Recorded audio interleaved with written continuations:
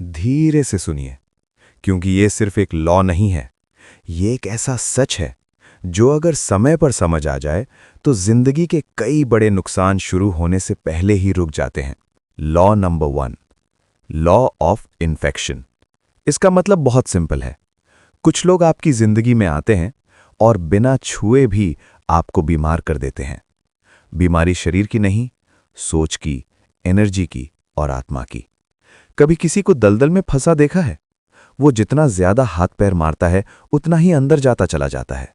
अब सोचिए, अगर आप बिना तैयारी, बिना रस्सी, बिना सोचे समझे उसको बचाने के लिए कूद जाते हो तो क्या होगा? वो तो डूबेगा ही, लेकिन इस बार आप भी उसके साथ डूबेंगे। और सबसे खतरनाक बात जानते हो क्या होती है? वो इंसान डूबते डूबते आपको पकड़कर कहेगा, अगर मैं जा रहा हूं तो तुम्हें भी साथ ले चलूंगा। यही होता है अनलकी और अनहैप्पी लोगों के साथ। शुरुआत में आपको लगता है ये बेचारा है, ये टूटा हुआ है, मैं इसकी लाइफ बदल दूंगा, मैं इसे एक बेहतर इंसान बना दूंगा। लेकिन इतिहास गवाह है, जब तक कोई इंसान खुद को नहीं बदलना चाहता तब तक आप भगवान बनकर भी उसे नहीं बदल सकते। मैंने ये बात किताबों से नहीं सीखी, मैंने ये अपनी जिंदगी से सीखी है। 1 साल पहले की बात है, मैं एक लड़की को डेट कर रहा था। वो दिखने में बहुत स्वीट थी, बात करने में बहुत प्यारी, लेकिन उसके अंदर एक पुरानी टूटन बैठी हुई थी। उसका एक्स रिलेशनशिप बहुत टॉक्सिक था। उसका एक्स बहुत डोमिनेटिंग था।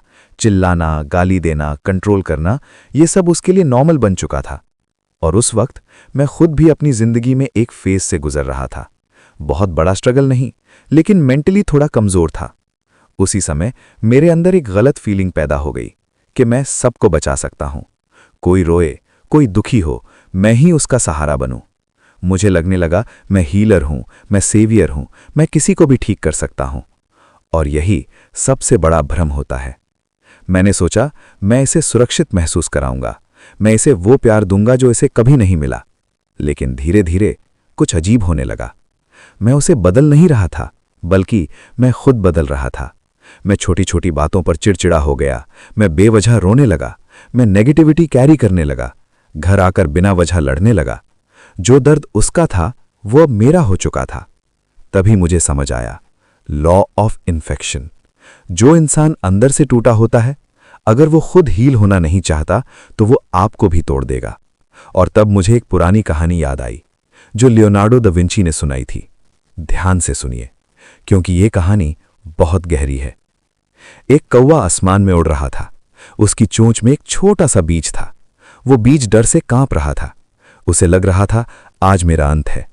अचानक बीज कौवे की चोंच से फिसलकर नीचे गिर गया।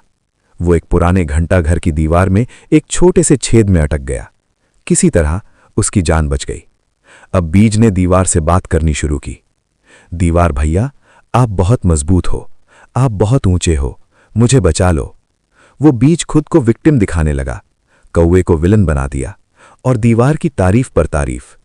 अगर आप मुझे यहां रहने दोगे तो मैं बड़ा होकर आपकी रक्षा करूंगा, मैं आपको धूप, बारिश, तूफान से बचाऊंगा।